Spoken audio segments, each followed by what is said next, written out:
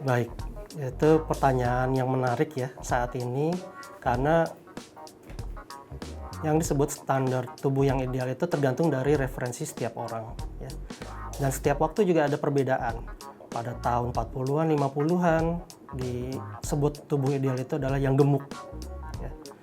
Yang bokongnya besar, dadanya besar, kalau laki-laki perutnya besar. Kenapa? Karena itu menunjukkan status sosialnya sebagai orang yang mampu atau bisa cukup makan yang baik dan bergizi. Nah, seiring waktu pada tahun 80-an ketika film-film action mulai timbul seperti Arnold Schwarzenegger, Sylvester Stallone yang badannya berotot. Nah, tubuh ideal itu dianggap seperti itu, yang berotot gitu ya. Nah, kita ke tahun 2000 dan 2020 nih.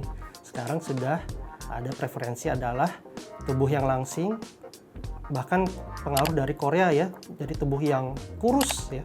Yang kurus, yang langsing, yang memang enak dilihat dan harmonis gitu. Tapi itu semua sebagai penilaian yang subjektif ya. Tapi tetap ada penilaian objektif, yaitu penilaian objektif untuk tubuh ideal itu bisa dilakukan dengan penilaian perhitungan body mass index. Itu ada di app atau ada di masing-masing HP ya. Kita punya masing-masing HP ada app yang bisa menghitung body mass index atau indeks massa tubuh ya. Nah, kalau di atas 25 atau 32% itu kita anggap sebagai obes atau kegemukan. Bahkan bisa mencapai morbid obes kalau di atas 38 atau 40. Nah, jadi kemudian juga bisa dihitung massa lemak tubuh persentase ya. Nah, sekarang banyak alat canggih elektronik yang bisa menghitung jumlah kadar lemak di dalam tubuh. Salah satunya adalah seperti mesin ini ya.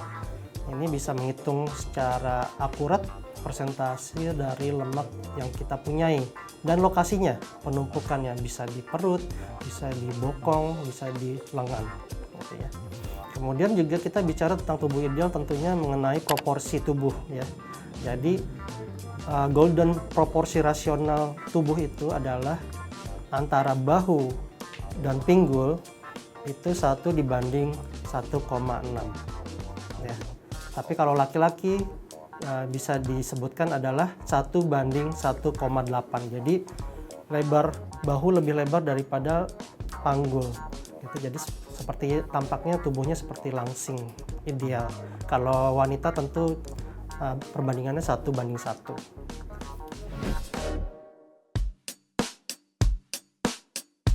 Rumus body mass index secara manual bisa dihitung berdasarkan berat badan dalam per kilogram dibagi tinggi badan dalam meter pangkat 2.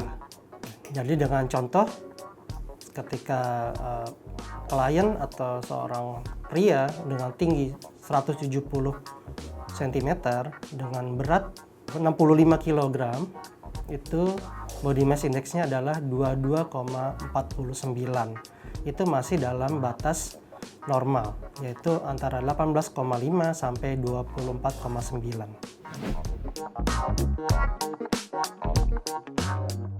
Seorang bedah plastik adalah merupakan bagian dari tim yang akan menangani tubuh Anda. Jadi kita akan tergabung dalam tim slimming dalam pembentukan tubuh.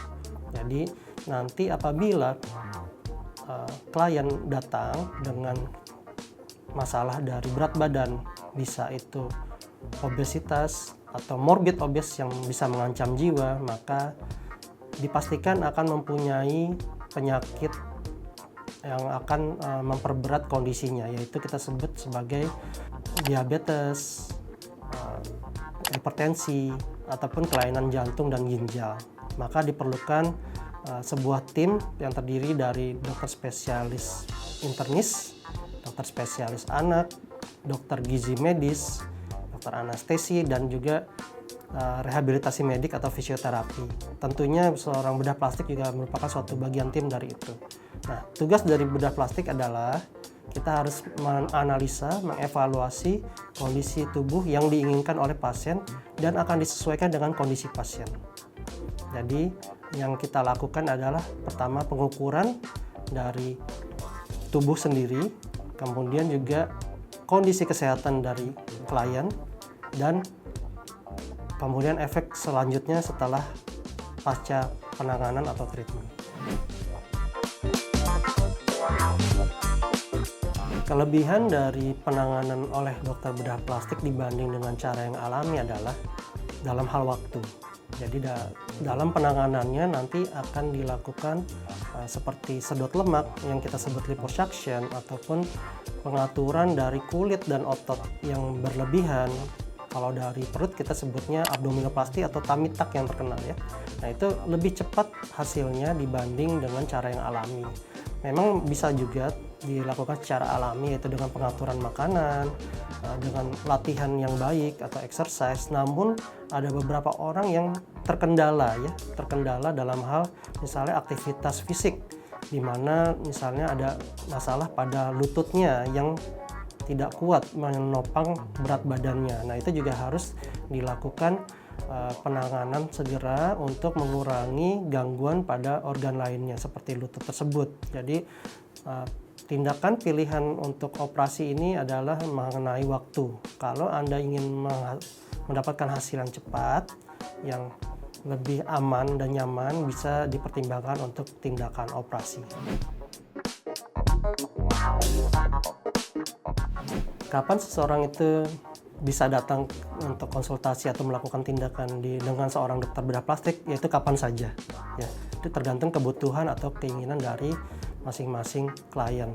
Namun ada beberapa hal di mana misalnya penurunan berat badan yang tidak signifikan setelah melakukan pengaturan makan atau diet, dan juga dengan exercise atau latihan yang sudah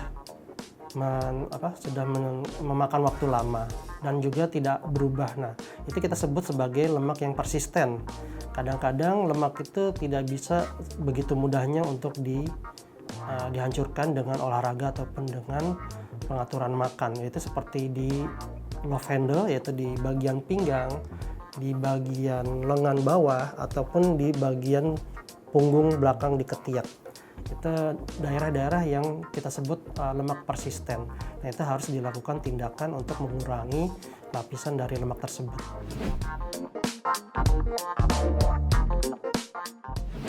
Bila ingin berkonsultasi atau melakukan tindakan operasi bedah plastik, tentunya harus pertama kali adalah mengumpulkan informasi terlebih dahulu. Ya, zaman sekarang ini banyak sekali alat-alat ataupun hal-hal yang bisa mempermudah dalam pencarian informasi. Seperti di internet kita bisa cari perihal tentang tindakan bedah operasi plastik seperti apa, kemudian komplikasinya juga seperti apa. Nah, ini juga mempermudah kita membuat keputusan untuk melakukan ataupun mengambil keputusan untuk melakukan tindakan bedah plastik. Dan juga tentu kondisi pasien harus optimal, dan juga tidak ada penyakit pemberat.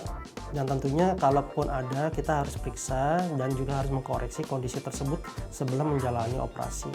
Dan yang paling penting adalah memilih dokter yang memang berkompetensi di bidang bedah plastik, yaitu seorang dokter bedah plastik yang tercatat dan mempunyai surat izin praktik yang diakui oleh Kemenkes Republik Indonesia ataupun pemerintah. Prosedur tindakan bedah plastik ini relatif aman karena pertama kita harus melakukan konsultasi dulu, yaitu evaluasi dari kondisi tubuh klien, dan kemudian juga penyakit-penyakit lainnya, penyerta seperti alergi, seperti diabetes mellitus, kelainan jantung, paru, ginjal, dan kemudian tekanan darah tinggi. Nah, hal-hal itu tentu kita harus periksa dulu dengan pemeriksaan penunjang dan pemeriksaan oleh sejawat spesialis lain seperti penyakit dalam dan anak, dan juga anestesi. Jadi untuk menghindari hal-hal yang tidak diinginkan pada saat operasi ataupun pada saat setelah operasi. Kemudian tentunya setelah operasi pun harus ada masa recovery atau masa downtime, yaitu masa penyembuhan. Bisa diharapkan sekitar 3-4 hari untuk istirahat di rumah, melakukan aktivitas yang ringan, kemudian dilanjutkan dengan aktivitas yang sedang. Dan tentunya tetap kontrol ke dokternya sesuai dengan arahan dokter tersebut.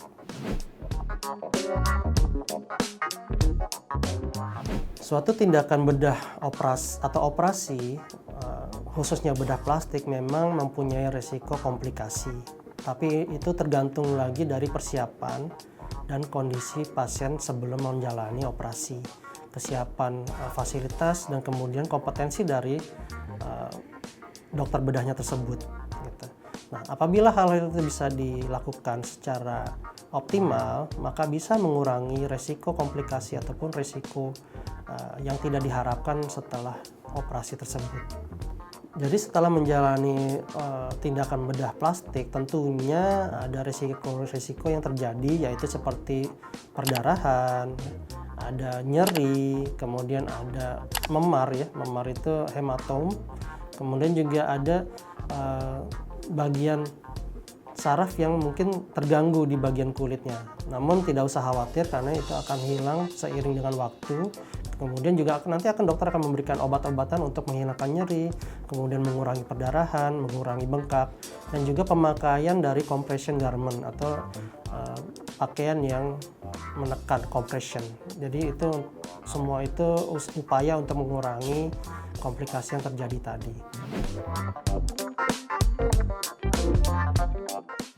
Tentunya operasi itu bukan sebagai kunci ya, bukan sebagai jawaban utama untuk mencapai tubuh yang ideal, namun adanya tekad ataupun adanya motivasi dari klien sendiri untuk mencapai tubuh yang ideal. Setelah operasi itu nanti kita akan maintain atau membina dengan kebiasaan kita seperti makannya, kemudian tidurnya, kemudian kegiatan aktivitas fisiknya, itu juga harus disesuaikan dengan kondisi di mana mengurangi adanya penumpukan lemak kembali akibat makan yang berlebihan ataupun sedentary, kehidupan yang tidak bergerak ya, itu juga bisa kita lakukan perbaikan.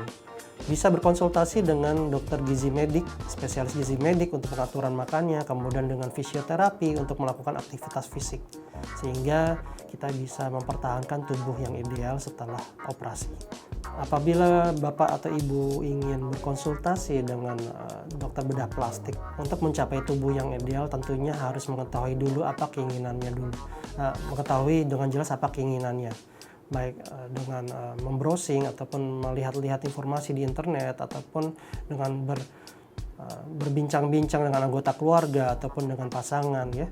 Kemudian ajukan saja kondisi itu ke dokter bedah plastiknya, kemudian nanti akan dijelaskan, dikonsultasikan keinginan dengan kondisi tubuhnya. Tentunya tidak semua hal bisa dipenuhi, tetapi akan diupayakan sesuai dengan kondisi tubuh dan keinginan dari klien tersebut.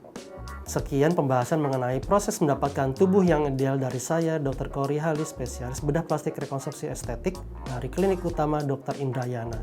Sampai jumpa dengan pembahasan berikutnya.